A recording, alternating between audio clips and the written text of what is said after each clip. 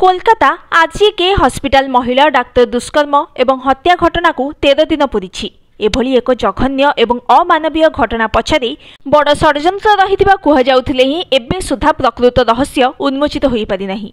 High court निर्देश अनुसार Kolkata police हाथरू एही घटनार जांच सीबीआई हाथकू जाइछि, किंतु सीबीआई मध्य ए जाए किछि भी स्पष्ट करिनी।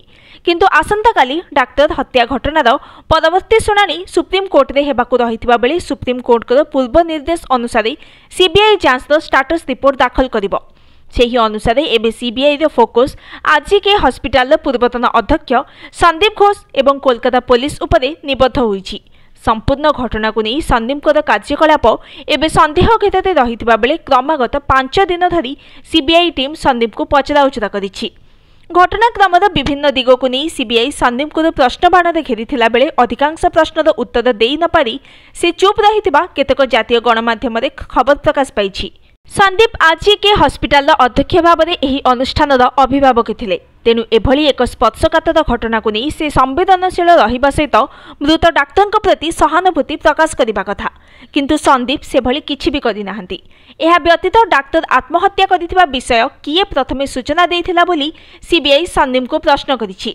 अगस्ट 8 मध्यरात्रि रे दुष्कर्म एवं हत्या घटना घटिथिला बेले संदीप को केतेबेले सूचना मिलिथिला एवं तापरे से की पदक्षेप नेइथिले बोली सीबीआई प्रश्न करिछि।